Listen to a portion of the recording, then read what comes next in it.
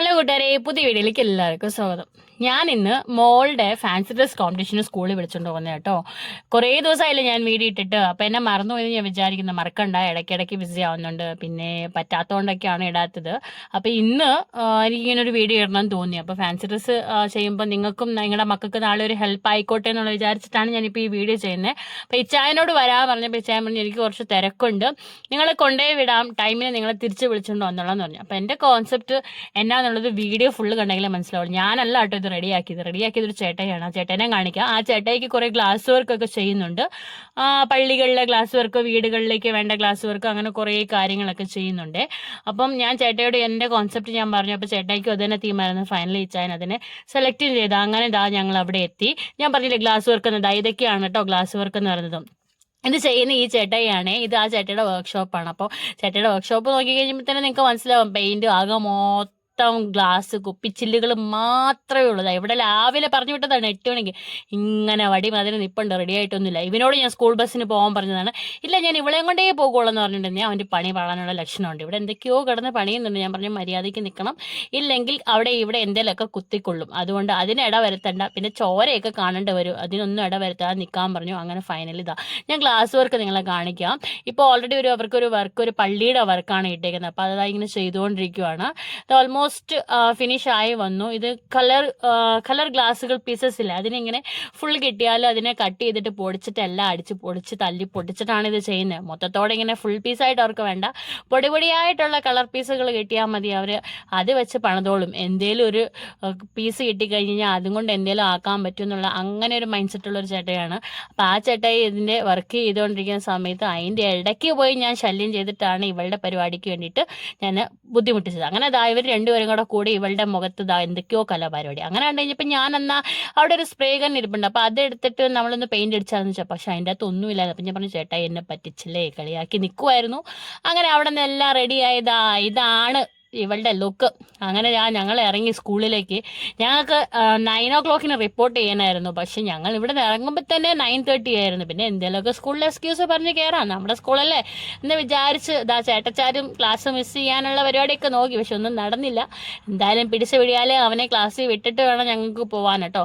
അങ്ങനെ സ്കൂളെത്തി. ഇതാണ് ഇവരുടെ സ്കൂളിൻ്റെ പേര് മാതിരി തന്നെ ഗ്രീൻ വാലി ഇൻ്റർനാഷണൽ സ്കൂളാണ്. അപ്പോൾ അതേമാതിരി തന്നെ ഗ്രീനറി കൊണ്ട് ഇങ്ങനെ നിറഞ്ഞ് കവിഞ്ഞ് നിൽക്കുവാണ്. എവിടെ നോക്കിയാലും പച്ചപ്പാണ്, പക്ഷെ ഭയങ്കര മെയിൻ്റെനൻസ് കേട്ടോ. അത് ഭയങ്കര ഇഷ്ടപ്പെട്ടു, എനിക്ക് ഭയങ്കര ഇഷ്ടമാണ്.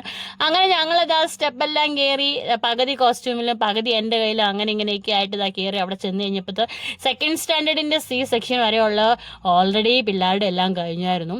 ഇനിയിപ്പം ഇവളുടെ തുടങ്ങുന്നതിന് കുറച്ച് മുമ്പായിട്ടാണ് ഞങ്ങൾ എന്തായാലും ടൈമിന് മുമ്പ് എത്തിയെന്ന് പറയാം. അവിടെ എത്തിയത് ആ പിള്ളേരുകളും പാരൻസുകളും എല്ലാം ഒരുങ്ങി പറക്കിയൊക്കെ ഇരിക്കുന്നത്. നിങ്ങളും നിങ്ങളുടെ ചെറുപ്പകാലമൊക്കെ ഇങ്ങനെ ഓർക്കുന്നുണ്ടോ? നിങ്ങൾ ഇങ്ങനെയൊക്കെ ഫാൻസി ഡ്രസ്സൊക്കെ ചെയ്ത് പോയിട്ടുണ്ടോ? ഇനി ചെയ്യാത്തവരും കാണും. ഞാനൊക്കെ ഇതൊന്നും ചെയ്തിട്ടില്ല അന്നത്തെ കാലത്തൊന്നും. എനിക്കൊന്നും ഇല്ലായിരുന്നു, ഇങ്ങനത്തെ സംഭവങ്ങളേ ഇല്ലായിരുന്നു. ഇവർക്ക് പിന്നെ 5ാം ക്ലാസ് വരെ എന്തായാലും ചെയ്യാനുള്ളൊരു ഓപ്ഷൻസ് ഉണ്ട്. അത് കഴിയുമ്പോൾ പിന്നെ ഇവർക്ക് ഇല്ല, അങ്ങനത്തെ ആ ഒരു ഓപ്ഷൻസ് ഇല്ല. അങ്ങനെ ഇവളെ കൊണ്ട് ഒരിടത്ത് ഇരുത്തിയത് അടങ്ങിയിരിക്കാൻ പറഞ്ഞു. അവിടെ ചെന്ന് കഴിഞ്ഞപ്പോൾ എന്താ അതിനെക്കുറിച്ചും ഇതിനെക്കുറിച്ചും അവരതായിടുന്നത് ഇവരിതായിടുന്നതെന്നും പറഞ്ഞുകൊണ്ട് ചെവിതലയൊന്നും തരുന്നില്ല. ഇങ്ങനെ അലപ്പാണ്. ഞാൻ തന്നെ ഇടുന്ന അവളും, പക്ഷെ എൻ്റെ കോസ്റ്റ്യൂം അവളുടെ കോസ്റ്റ്യൂം എല്ലാം വേറെയാന്നൊക്കെ പറഞ്ഞു, എന്തൊക്കെയോ പറയുന്നുണ്ടായിരുന്നു. ഞാൻ പറഞ്ഞു മര്യാദയ്ക്ക് ഇരിക്കാൻ പറഞ്ഞു. അങ്ങനെ ഇവരുടെ ടൈം ആയപ്പോൾ ഞാൻ ഇവിടെ നോക്കുമ്പോൾ ജഡ്ജസ് ഭയങ്കര ക്യൂരിയോസിറ്റിയിൽ ഇരുന്ന് നോക്കുന്നു. ടീച്ചർമാർ ഓരോരുത്തർ സ്റ്റേജിലേക്ക് വെൽക്കം ചെയ്യുന്നു. ഇതിപ്പോൾ ഇവളുടെ 3rd സ്റ്റാൻഡേർഡ് തന്നെയാണ്, പക്ഷെ D സെക്ഷനിൽ ഒരു പയ്യനാണ് ചെയ്യുന്നത്. അവൻ്റെ പെർഫോമൻസ് എനിക്ക് വളരെ ഇഷ്ടപ്പെട്ടു. അങ്ങനെ പിന്നെ അവൻ്റെത് എടുത്തു, അവൻ്റെ ക്ലാസ്സിലെ എല്ലാ പിള്ളേരും നിന്നവരുടെ എടുത്തു. അങ്ങനെ നമ്മുടെ താരം സ്റ്റേജിലേക്ക് കയറാൻ പോകുകയാണ് കേട്ടോ. സ്റ്റേജിലേക്ക് കയറി, താരം കയറുന്നതിന് മുമ്പ് അവളുടെ കൂട്ടുകാർ കയറി. അത് കഴിഞ്ഞ് കഴിഞ്ഞപ്പോൾ താരം ഇവിടെ നിന്ന് എന്തൊക്കെയോ കാണിക്കുന്നുണ്ട്. ഇതെല്ലാം ഒരു കനമൊന്നുമില്ല, പക്ഷെ എക്സ്പ്രഷനൊക്കെ കണ്ടു കഴിഞ്ഞാൽ ഭയങ്കര കന എന്നുള്ള രീതിക്കാണ് പുള്ളിക്കാരത്തിൽ നിൽക്കുന്നത്. അത് വേറെ പേപ്പറിന് കാണിച്ചു. ഇതായിരുന്നു എൻ്റെ കോൺസെപ്റ്റ്. ഇതൊരു അർത്ഥമാണ്, അർത്ഥത്തിനെ കുറിച്ചാണ് പറയാനും ഉള്ളതുണ്ടായിരുന്നത്. പുള്ളിക്കാരത്തി ഏകദേശം ഞാൻ വിചാരിച്ചു കുളമാക്കി കൈ തരും. സാധാരണ എല്ലാ പ്രാവശ്യം കുളമാക്കി കൈ തരാറുള്ളതാണ്. എന്തായാലും ഈ പ്രാവശ്യം അങ്ങനെയൊന്നും വരില്ല എന്നൊരു പ്രതീക്ഷയുണ്ടായിരുന്നു. കുറേ പ്രാക്ടീസ് ചെയ്യിപ്പിച്ച് അങ്ങനെ പിന്നെ എന്തായാലും സമാധാനത്തോടെ കാര്യങ്ങളൊക്കെ അവതരിപ്പിക്കുന്നുണ്ട്. ഇങ്ങനെയൊക്കെ ആണെങ്കിലും മുക്കി മൂളിയൊക്കെ ആണെങ്കിലും അവതരിപ്പിച്ചു. പിന്നെ താങ്ക് യു പറയാൻ വിട്ടുപോയി കൂട്ടുകാരെ. അങ്ങനെ പിന്നെ താങ്ക് യു ഒക്കെ തിരിച്ചു വന്ന് പറഞ്ഞു. ഇത് അവളുടെ കൂട്ടുകാരിയാണ് കേട്ടോ. അവളും ഒരുവിധം കുഴപ്പമില്ലാതെയൊക്കെ നിന്ന് ഷോയൊക്കെ കാണിക്കുന്നുണ്ട്. രണ്ടുപേരും ഒരുമിച്ചൊക്കെ ഇരുന്ന് പ്ലാൻ ചെയ്തിട്ടായിരുന്നു ചെയ്തത്. എന്തായാലും കുഴപ്പമില്ലാതെ ചെയ്തു. അങ്ങനെ ഇവരുടെ ക്ലാസ്സിൽ ഇത്രയും പേരെ പങ്കെടുത്തിട്ടുണ്ടായിരുന്നുള്ളൂ. അതൊക്കെ കഴിഞ്ഞ് കഴിഞ്ഞപ്പോൾ ഞാൻ പറഞ്ഞു ബാ നമുക്ക് കുറച്ച് ഫോട്ടോസും സെൽഫിയൊക്കെ എടുക്കാം, നിൻ്റെ കൂടെ ഒരു 2-3 സെൽഫി എടുക്കാം, വെച്ചാൽ അടുത്ത വർഷം ഇതല്ലായിരിക്കുമല്ലോ ചെയ്യുന്നതെന്നൊക്കെ പറഞ്ഞ് അങ്ങനെ സെറ്റാക്കി കൂടെ നിന്ന് 2-3 ഫോട്ടോ എടുത്തിരുന്നു. ഊരിക്കളയാൻ പറഞ്ഞ് ബഹളമായിരുന്നു, എന്നാലും 2-3 ഫോട്ടോസൊക്കെ ഞാനിങ്ങനെ കൂടെ നിന്നെടുത്തു. അപ്പോൾ ഇന്നത്തെ വീഡിയോ ഇത്രയേ ഉള്ളൂ. അടുത്ത വീഡിയോയിൽ കാണാം. Till that bye bye, take care. അതേ രീതി ഫോളോ ചെയ്യാത്തവരാണെങ്കിൽ ഫോളോ ചെയ്യാനും ലൈക്ക് ചെയ്യാനും ഷെയർ ചെയ്യാനും മറക്കല്ല കേട്ടോ. ഇങ്ങനത്തെ യൂസ്ഫുൾ വീഡിയോയിൽ പിന്നെയും കാണാം.